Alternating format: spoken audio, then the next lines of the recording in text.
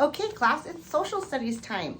We are just starting our unit on maps in Arizona, which is super exciting because we all have something in common with Arizona, right? Yes, it's the state that we live in. But before we dive any deeper, I wanted to go over our key vocabulary words for this lesson. As I write these words on the board, I would like for you all to please write them in your social studies journal. Please pull out your journal and have your pencils ready. Let's begin. So, diverse is an adjective that includes people from a range of different social and ethnic backgrounds. Today, we will be learning about the 22 indigenous nations of Arizona, which happen to be 22 very different and diverse groups. All of you are diverse. Our whole classroom is full of different people with different backgrounds, different ethnicities, different cultures. We do things differently, and that makes our classroom diverse, but it also makes our classroom beautiful. Religious. It's an adjective that means relating to or believing in a religion. The 22 indigenous nations of Arizona all follow different religions and have different beliefs. A culture is a noun. It means the customs, arts, and achievements of a particular nation, people, or social groups. Each indigenous nation of Arizona is a different culture. Most of us have different cultures. Some of us are from certain cultures throughout the United States. Some of us have backgrounds from outside of the United States, and that makes us all very special. The 22 indigenous nations of Arizona refers to the first people or natives, which are why they are often called Native Americans. The 22 indigenous nations of Arizona are the Auction Indian community, the Cocopah Indian tribe, Colorado River Indian tribes, Fort McDowell Yavapai Nation, Fort Mojave Indian tribe, Fort Yuma Quechan tribe, I'm sorry if I said that wrong, Gila River Indian community, Havasupai tribe, Hopi tribe, where are we at? Hualapai tribe, Kaibab Band of Paiute Indians, Tohono O'odham Nation, Tonto Apache tribe, White Mountain Apache tribe, Yavapai Apache tribe, and Yavapai Prescott Indian tribe. Because we are all familiar with Arizona for the most part, did any of these nations sound familiar to you?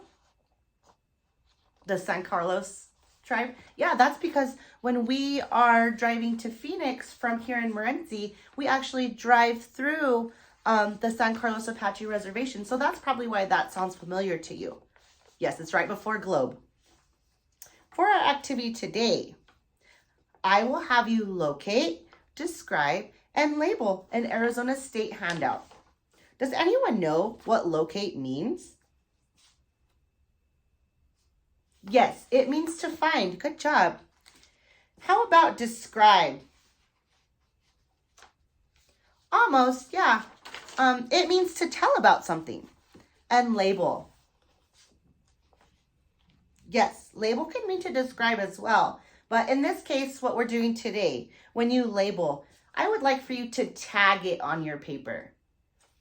That means that we'll be writing the name. So we locate and we'll write a landmark, or if we find a nation on the state, we'll write the name of the nation that we see, or a city, town, county.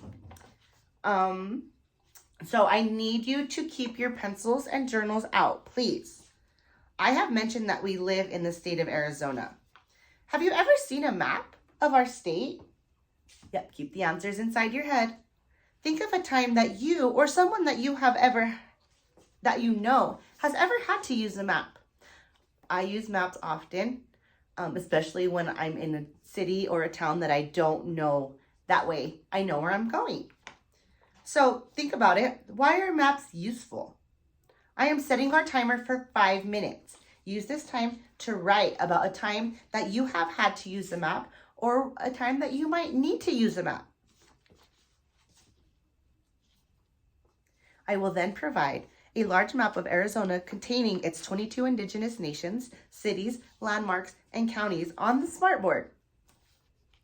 Students will be separated into 6 groups. I will provide each group a physical map, the same one that is on my board.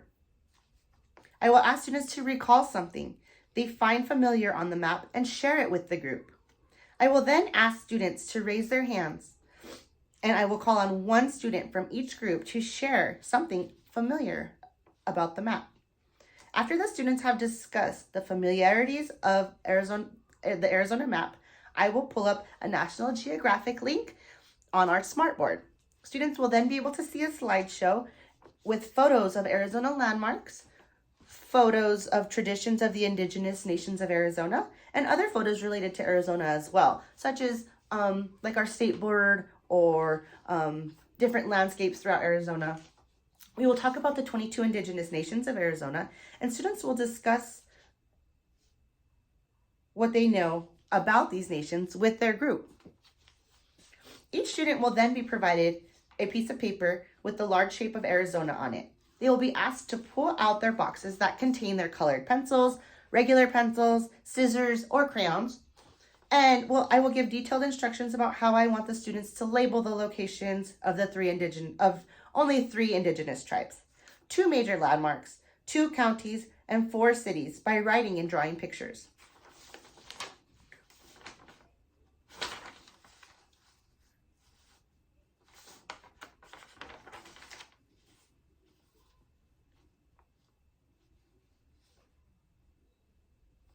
Students will be required to cut their states out once they are done so that they can be displayed in our classroom.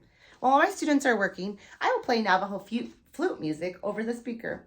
Once students have completed their Arizona labeling projects, I will pass around an Apache basket that was provided to be borrowed so that students can physically see what indigenous nations have created, just as a little visual of what can be produced out of different cultures compared to, say, some students have seen like a Mexican vase. This is just something different that maybe they haven't seen before. We will end our lesson by discussing what they have learned about the 22 indigenous nations of Arizona. We will recall my specific vocabulary words that I had just spoken with them, and we will have a quick conversation about why maps are beneficial to us. Students will be assigned a map of Arizona exit ticket that will be assigned as homework. This worksheet, which is actually, I printed it out. So this is what it would look like.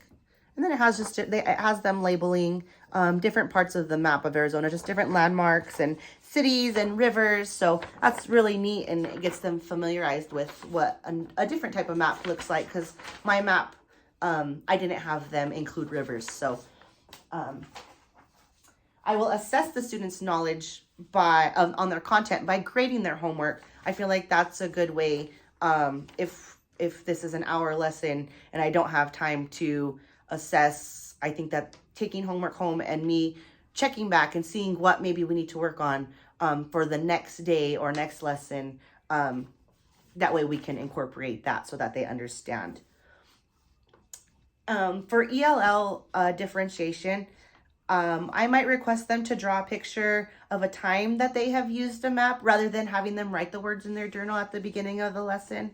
And I could also provide a bilingual map to assist the ELL student with locating essential characteristics of the map. So, for counties, whatever the word county is in Spanish, or city, just so that they have both words next to each other and they can familiarize themselves with new vocabulary by using their native language.